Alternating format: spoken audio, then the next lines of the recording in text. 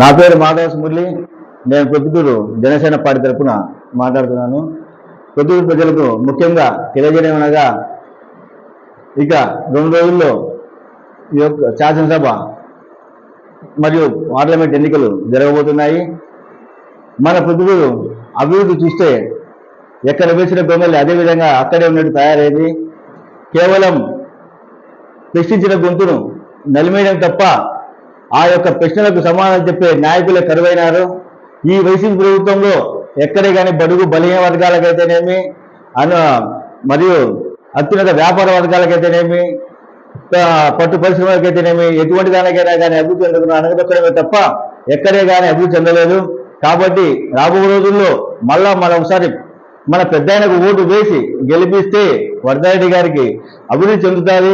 దానికి తగ్గట్టు రాష్ట్ర ప్రభుత్వం కేంద్ర ప్రభుత్వం కూడా పూర్తి స్థాయిలో సహకారం ఉంది. కాబట్టి ఈ యొక్క కూటమి తరపున అభ్యర్థులు ఖచ్చితంగా రాష్ట్రంలో గెలవని చెప్పి సర్వేలన్నీ 100% తెలియజేస్తున్నాయి. కాబట్టి మనం ఒకసారి మన పెద్ద ఆయనకు అవకాశం కల్పిస్తే మన అభివృద్ధి మనం చేసుకున్నట్టు ఉంటుంది.